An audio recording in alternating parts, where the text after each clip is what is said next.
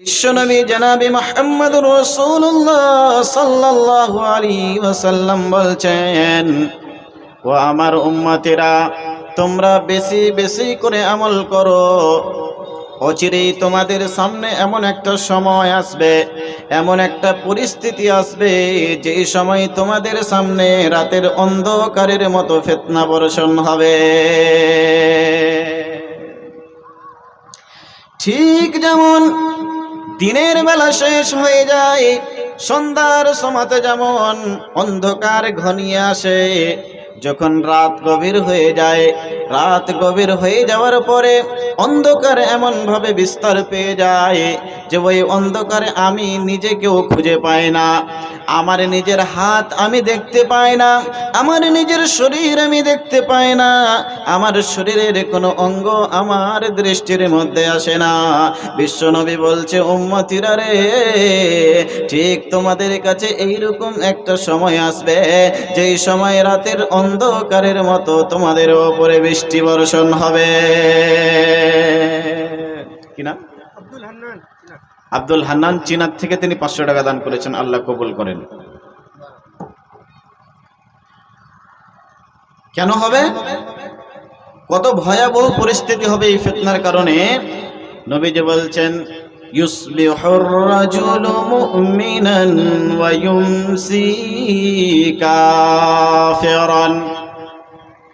এত কঠিন পরিস্থিতি হবে, এত ভয়াবহ, এত মারাত্মক পরিস্থিতি হয়ে যাবে। একজন মানুষ যদি সকালবেলা মুমিন হয়, সন্ধ্যা হতে হতে ওই লোকটা কাফির হয়ে যাবে। আবার কোনো মানুষ যদি সন্ধ্যার সময়তে মুমিন হয়, ওই লোকটা রাতের অন্ধকারে এমন কিছু আমলের সঙ্গে জড়িত হয়ে যাবে, সকাল হতে হতে ওই লোকটা কাফির হয়ে যাবে, বেঈমান হয়ে যাবে। এত ভয়াবহ, এত কঠিন পরিস্থিতি হয়ে যাবে। ফিতনার কারণে মানুষ সকালবেলা ইমানদার হবে, সন্ধ্যা হতে হতে বেঈমান হয়ে যাবে, আবার সন্ধ্যায় ইমানদার হবে, সকাল হতে হতে বেঈমান হয়ে যাবে। বিশ্বনবী বলছে, ও আমার উম্মতিরা, তোমাদের কাছে ওই সময়টা আসার পূর্বে পূর্বে তোমরা বেশি বেশি করে আমল করে নাও। কেন হবে? কেন কেন কেন হবে? নবীজি বলছে, উম্মতেরা শুনে রাখো কেন হবে। ইয়াবিউ দীনাহু বিআরাজিম মিনাদ দুনিয়া।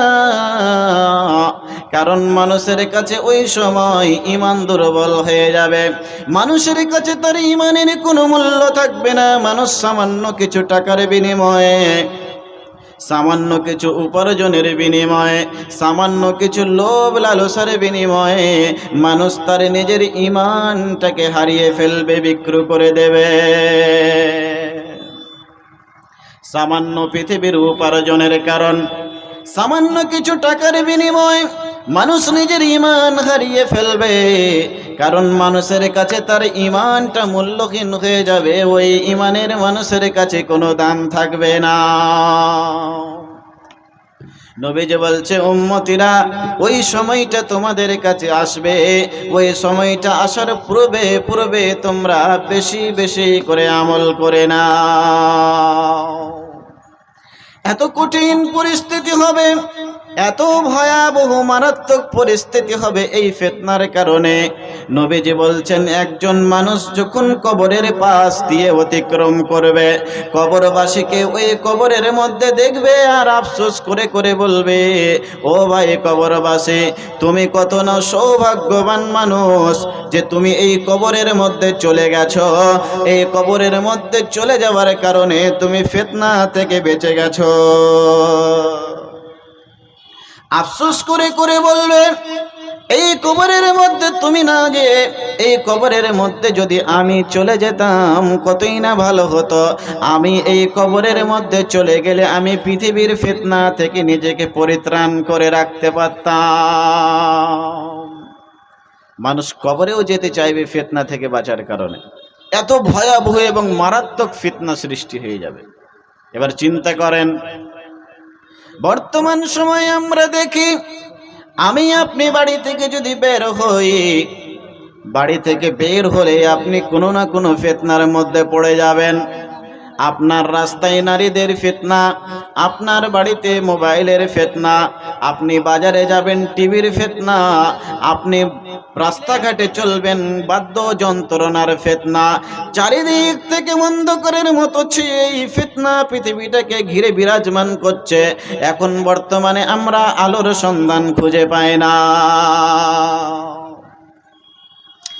ঠিক যখন এই হাদিসটার অনুবাদ করে এরকমটা মনে হয় বিশ্বনবী আমাদের এই সময়টাকে লক্ষ্য করে হয়তো এই হাদিসটা বর্ণনা করেছিলেন। ও মুসলমান বন্ধুরা আমার, আমি আপনাকে বলি, এই সংক্ষিপ্ত সময়ের মধ্যে আমি আপনাকে ফিতনা সম্পর্কে কত না জানি কথা বলতে পারি, সময় কিন্তু সংক্ষিপ্ত।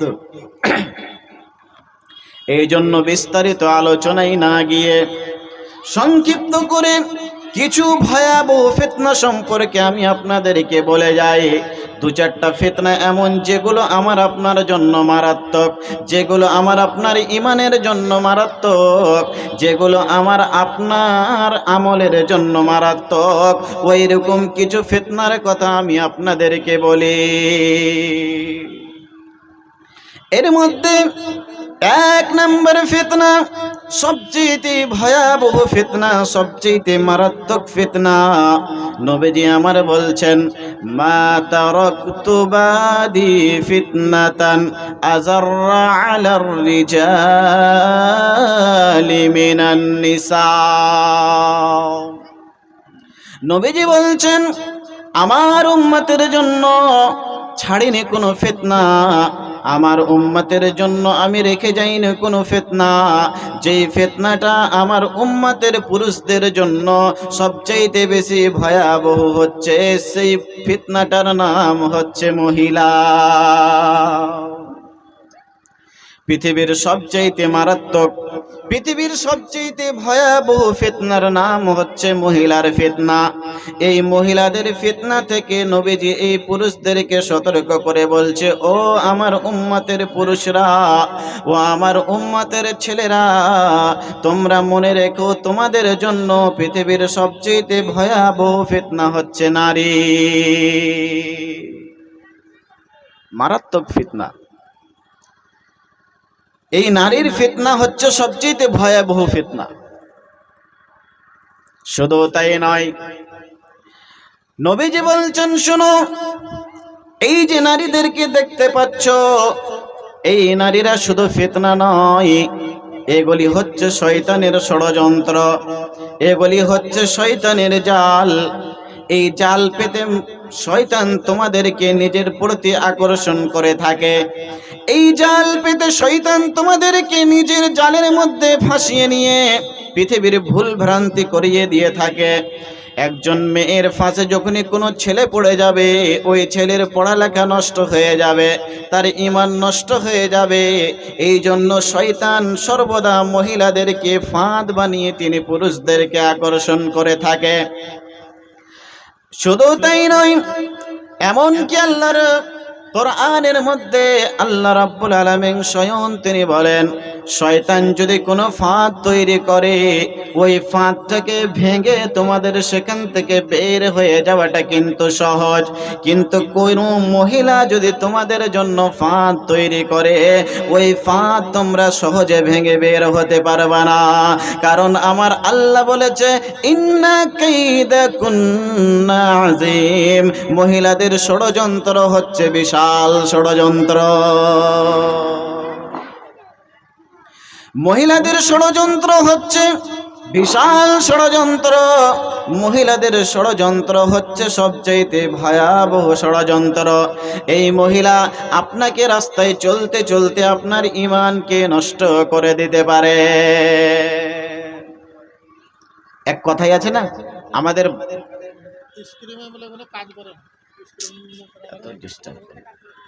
প্রজেক্টর ম্যান কে আছেন ভাই, দেখেন তো একটু, প্রজেক্টর কাজ করছে না, খুব ডিস্টার্ব হচ্ছে। এত বিরক্ত, কখন মাইক খারাপ, কখন লাইট খারাপ।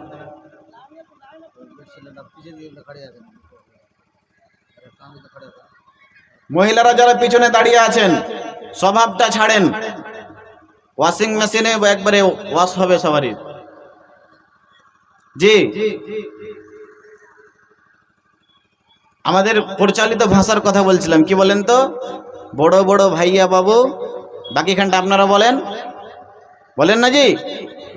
বাপজি সবাই বসে আছেন আমার, বলবেন না আপনারা? বড় বড় ভাইয়া বাবু, জি, এটা হাদিসের অনুবাদ, এটা আমাদের ভাষা না, এটা হাদিসের অনুবাদ, এটা আমার নবী বলেছেন। একজন মহিলা একজন পুরুষ মানুষের মেজাজকে ওয়াশ করে দিতে পারে। একজন মহিলা পুরুষ মানুষকে যে কোনো সময় তাকে নিজের ফাঁদের মধ্যে ফেলে নিতে পারে। তাই নবী বলছে, আমার উম্মতের জন্য সবচেয়ে ভয়াবহ যে ফিতনা আমি পুরুষদের জন্য ছেড়েছি সেটা হচ্ছে মহিলার ফিতনা। নবীজি বলছেন, ফাত্তাকুদ দুনিয়া ওয়াত্তাকুন নিসা, ও আমার উম্মতের পুরুষরা, তোমরা দুনিয়া থেকে বেঁচে থাকো এবং মহিলা থেকেও বেঁচে থাকো। পৃথিবী তোমার জন্য চিরস্থায়ী হবে না, পৃথিবী তোমাকে কোনোদিন তোমার কাছে রাখবে না, পৃথিবী কোনোদিন নিজের কাছে কাউকে চিরস্থায়ীভাবে রাখে না। ঠিক ওই রকম পৃথিবী তোমাকে একদিন ধোঁকা দিয়ে চলে যাবে। তুমি যেমন পানিকে দুই হাত দিয়ে খামচিয়ে ধরবে আর মনে মনে চিন্তা করে বলো এই পানি আমার হাতের মুঠোর মধ্যেই থেকে যাবে, এটা যেমন সম্ভব নয়, ঠিক পৃথিবী আপনাকে চিরস্থায়ী নিজের কাছে রেখে নেবে, এই চিন্তা করাটাও যেন আপনার জন্য অসম্ভব। পৃথিবী আপনার চিরস্থায়ী নয়। তাই নবীজি বলছে, ওই পৃথিবী থেকে তোমরা বেঁচে থাকবা যেই পৃথিবী তোমাদেরকে একদিন ধোঁকা দিয়ে দেবে, একদিন তার কাছ থেকে বিদায় করে দেবে। তা না হয় বুঝলাম পৃথিবী আমাদেরকে ধোঁকা দেবে, এই জন্য পৃথিবী থেকে আমরা বেঁচে থাকব। কিন্তু মহিলাদের কাছ থেকে কেন বেঁচে থাকতে বলা হলো, কেন? নবীজি বলছে, ওই মহিলারা হচ্ছে তোমাদের জন্য সবচাইতে ভয়াবহ ফিতনা।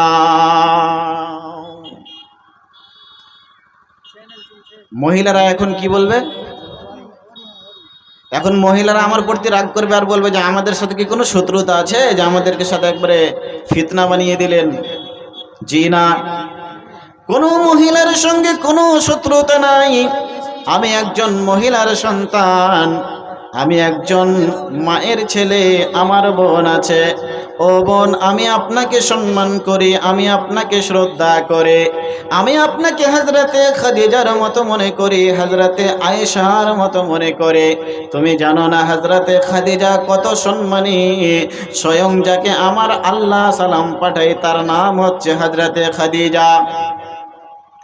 আমি আপনাকে হযরতে খাদিজার মতো মনে করি, কিন্তু আপনি এখন এই বাজারে চলে যান, জালসার বাজারে গিয়ে দেখবেন এই যে রাস্তায় বেপরদা হয়ে মহিলাগুলো ঘুরছে, যাদের মাথায় ওড়না নাই, যারা এখনো বোরকা পড়েনি, যেই মহিলাগুলো ঘোড়ার মতো রাস্তার মধ্যখান দিয়ে হাঁটে।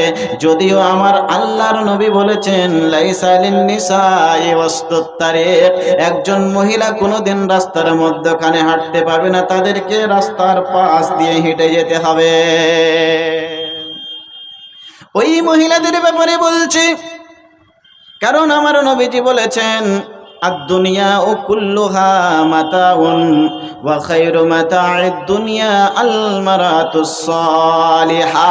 গোটা পৃথিবীটা হচ্ছে একটা সম্পদ, আর ওই সম্পদের মধ্যে শ্রেষ্ঠ সম্পদ হচ্ছে একজন নেককার মহিলা। এখানে শর্ত দেওয়া হয়েছে নেককার।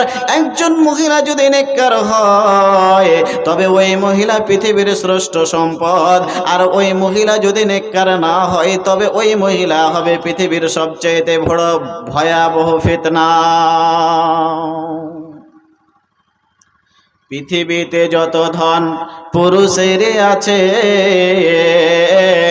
সবচেয়ে মূল্যবান নারী তার কাছে, কিন্তু সেই নারী বটে নেক হওয়া চায়, ইহ পরকাল তার হবে সুখময়। কষা জুতা পরে চলা যত কষ্টকর, তার চেয়ে বেশি কষ্টবোধ নারী যার। শোনো রে পুরুষ জাতি, কোরআনের ফরমান, তোমাদের নারী যদি হয় না ফরমান, বুঝাইয়া দেখো তারে নানান প্রকারে, না বুঝলে বিছানাতে দেহ জুদা করে। এই দু উপায় যদি ঠিক নাহি হয়, আদরের মার তবে কিছু মারা চায়, অযথা মারিলে মার খোদা নারাজ হইবে, কিয়ামতের কোটে আল্লাহ হিসাব কষিবে। লিল্লাহি তাকবীর। এই হচ্ছে পৃথিবীর সবচেয়ে দামি সম্পদ, যে মহিলা হবে নেককার। আর যে মহিলা বেপর্দা হয়ে ঘুরবে, এদের জন্য রয়েছে জাহান্নাম।